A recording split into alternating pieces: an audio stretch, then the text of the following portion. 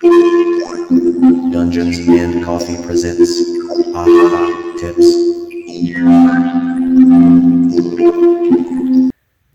Here's a craft I made a long time ago.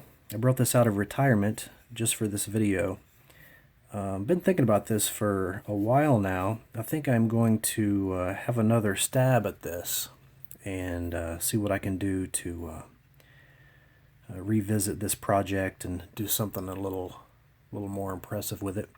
This is something I made a long time ago, back in the day when I played a lot of 2nd edition D&D. And I guess I'll just call it a totem tracker. I don't have a better word for it. But it's just a different way to bring some flavor to your game table, other than just keeping track of everything on your character sheet, which there's nothing wrong with that, of course. This is just a little flavorful way to do that a little differently. And it actually allows you to take your attention away from your character sheet a little more also. So it's sort of helpful in certain ways. It has its pluses and minuses, advantages and disadvantages. So this totem tracker does a few things. Again, this was designed with 2nd edition in mind, but you could easily come up with a version of this to suit any game system. So the top here, these are just little hand-whittled sticks that you can move around. So the top here can measure bonus or minus, daylight or nighttime, dark or light, something of that effect. For instance, maybe until further notice, the DM has instructed me that I have I've been cursed, so I have a minus to my rolls for a while. Or perhaps I'm underground. I went tunneling into the Underdark, and when I left the surface world, it was daylight. So I'm going to keep track of some general timekeeping in that way. So that would be a way that I could do that easy enough.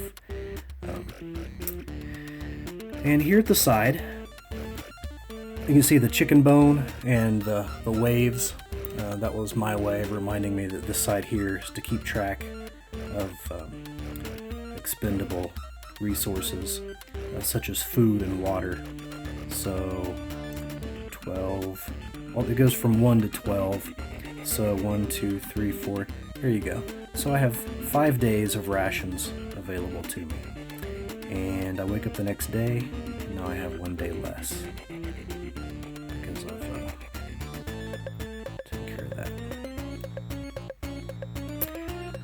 And let's see, this side here, you'll see the arrow that indicates missile weapons, whether it's sling stones or arrows, whatever the case may be.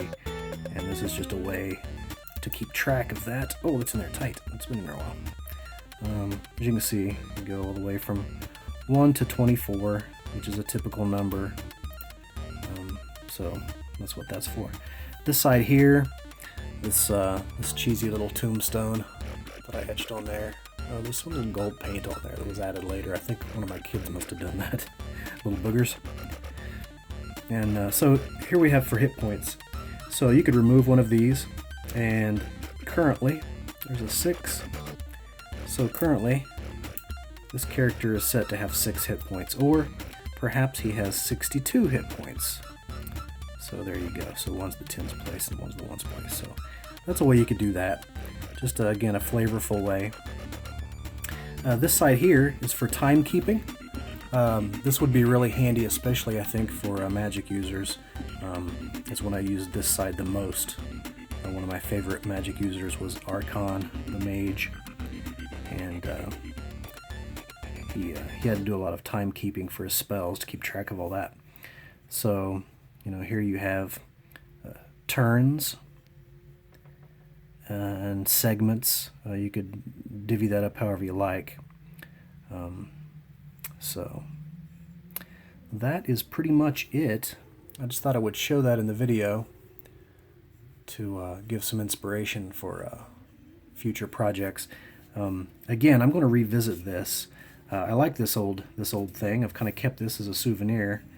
I think we're going to come up with some other versions of this, something a little more universal, with other systems in mind other than just second edition.